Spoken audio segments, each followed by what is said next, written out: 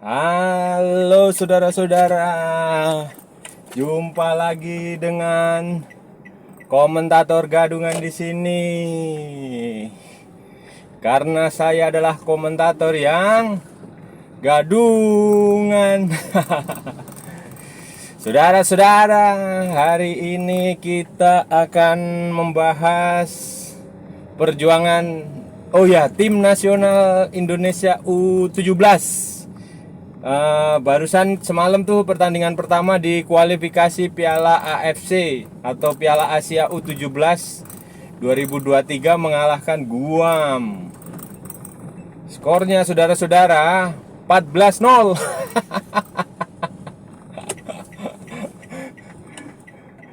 Skornya 14-0. Tapi ini iya skornya sih oke saudara, tapi lawannya. Dan yang lebih mengherankan itu lawannya Gurem. Bima Sakti nampilin skuad terbaik.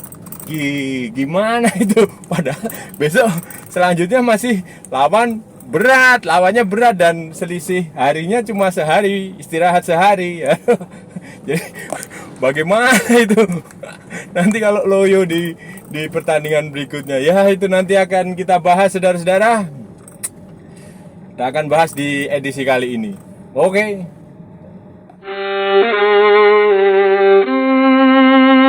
Nah, jadi begini saudara-saudara. Ini Senin malam itu ya masih dalam suasana berduka lah.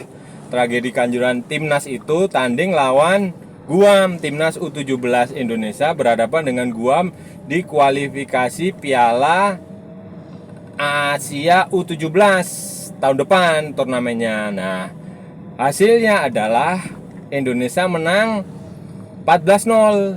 14-0 itu bener, nggak bohong. 2 digit.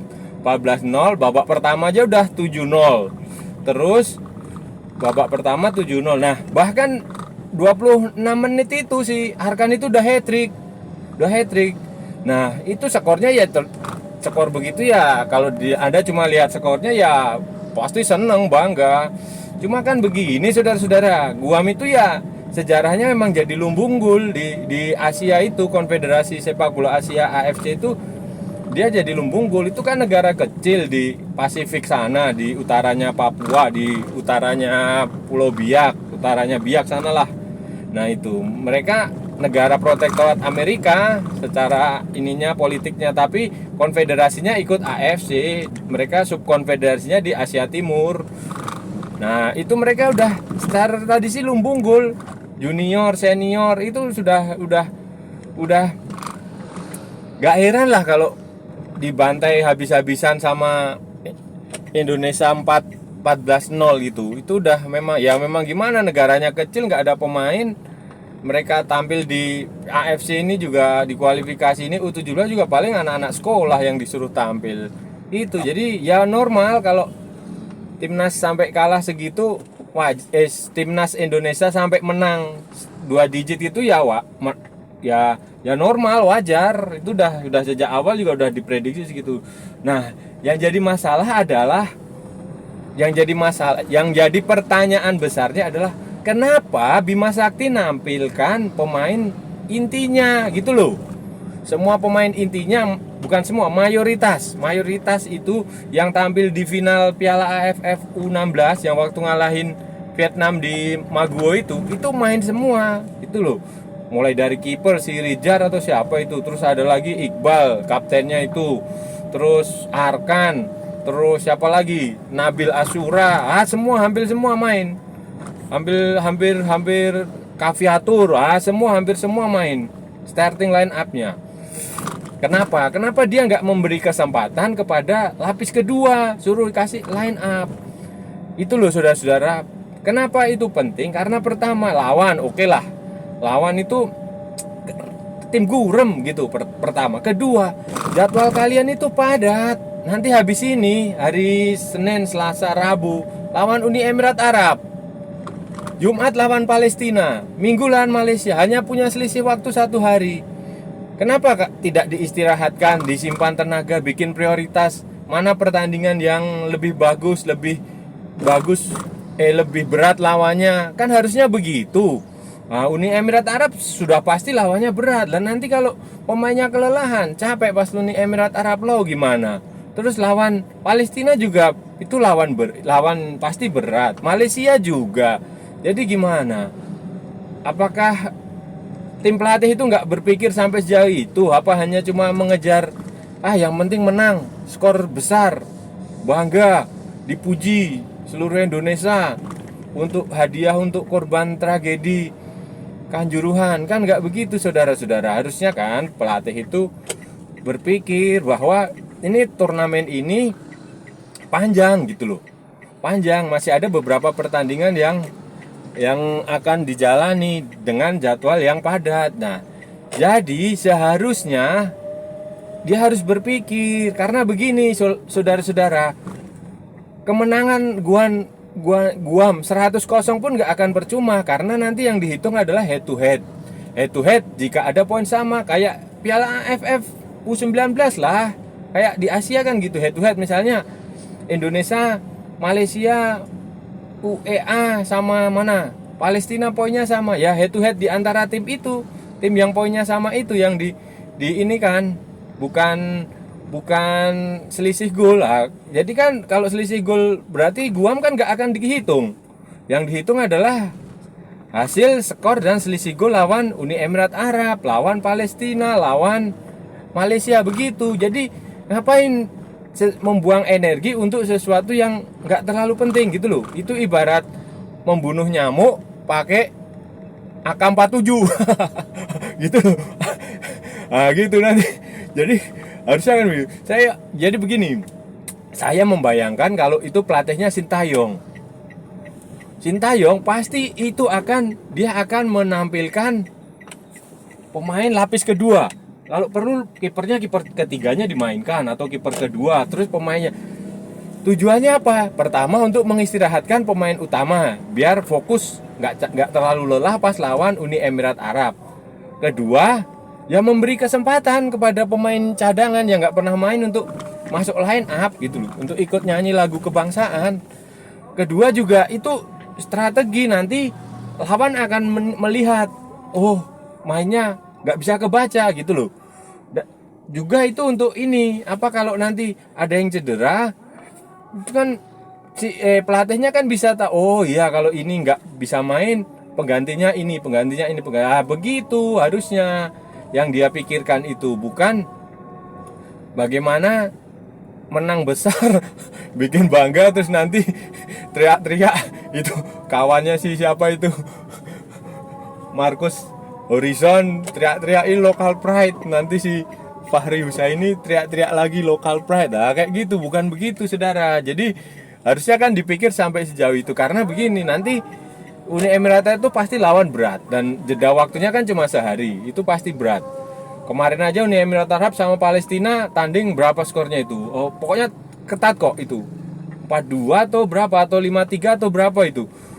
Saya lupa, tapi itu ketat mereka. Tandingnya skornya besar lah, permainannya seimbang. Belum lagi ada Malaysia, ada itu loh, harusnya kan dipikir, oh iya, kalau kamu main Guam dengan tim terbaik kan lawan udah bisa membaca, oh ini mainnya begini, nanti oh ini pemain intinya ini, ya udah main apa. Tapi ya itu bedanya pelatih lokal Indonesia dengan pelatih asing sekelas Sintayong yang punya reputasi, yang punya pengalaman ngelatih di Piala Dunia, dengan pelatih yang baru juara Piala AFF udah digembor-gemborkan gitu loh. Tapi ya semoga saja, saya sih berharap nanti baik-baik saja, nggak ada masalah waktu pertandingan berikutnya gitu loh. Waktu pertandingan berikutnya nggak akan ada masalah, sehingga nanti ya tetap bisa menang, tetap bisa dapat poin penuh, dapat poin penuh, bisa lolos ke pertandingan ke fase yang sebenarnya gitu, saudara-saudara. Dan timnas U17 tetap dewasa, tetap berkembang kan, mereka masih ini junior, biarkan mereka berkembang lah gitu. Jangan dibebani dengan kewajiban harus main bagus, harus menang, harus cetak skor berapa 100-0 atau apa, enggak lah, jangan begitu saudara, itu masa depan mereka masih panjang.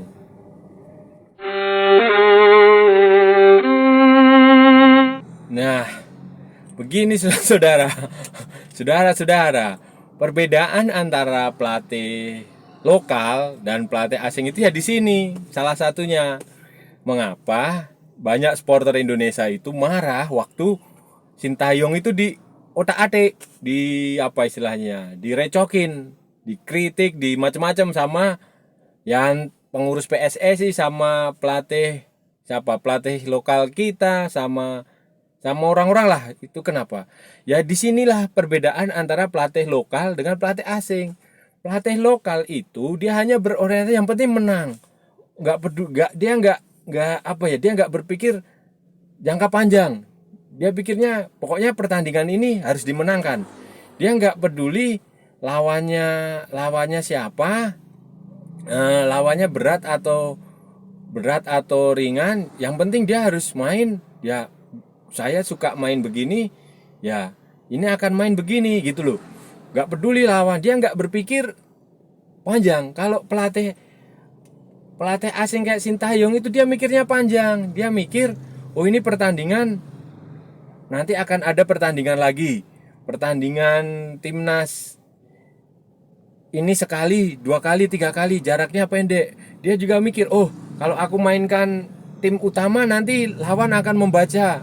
Nah, makanya kalau Anda lihat cara Sintayong bermain, itu kan taktiknya formasinya beda-beda, taktiknya beda-beda, orang yang turun beda-beda. Itu loh, itu tujuannya untuk mengaburkan konsentrasi musuh. Jadi musuh tidak bisa membaca, tidak bisa menilai apa keinginan kita gitu loh. Nah, itu yang dilakukan. Selain itu juga ya itu yang pasti tenaga, karena dalam turnamen yang ketat kayak begini, itu tenaga itu sangat penting saudara. Karena Anda cuma jeda waktu sehari loh, bayangin. Sehari 2 hari itu ya butuh fokus. Pemain tuh harus fokus, harus bener-bener harus ya itu. Makanya Sintayong tuh kalau di turnamen dia kan beda-beda tuh, taktiknya begini, formasinya begini, beda. Hari ini dia pakai 3-4-3, besok dia pakai 4-3-3, dia pakai terus berubah lagi, pemainnya yang di posisi sini diganti sama si ini. Begitu loh. Nah, itu bedanya pelatih asing yang punya jam terbang, punya pengalaman level dunia, dengan pelatih lokal yang ya mohon maaf ya begitu. Karena ya kayak Bima Sakti, kayak Fahri Husaini kan, mereka hanya fokusnya yang penting setiap pertandingan menang. Dia nggak berpikir bahwa lawan itu juga memantau kita gitu loh, melihat kita. Oh Indonesia mainnya begini, oh kita matiin nanti. Kalau lawan kita matiin, oh kita cara matiinnya begini, kita lihat, oh begini. Belum lagi fisik, belum lagi stamina. Pemain kan juga manusia, mereka punya capek, lelah gitu loh. Jadi ya mau tidak mau mau gimana lagi ya. Itulah makanya kalau ada supporter mendukung Sintayong, jangan pergi, itu ya itu salah satu alasannya di situ. Semoga ya pelatih kita belajar dari situ gitu loh, bukan malah kontra, bukan malah bikin sesuatu yang kontraproduktif, yang saling sindir menyindir gitu.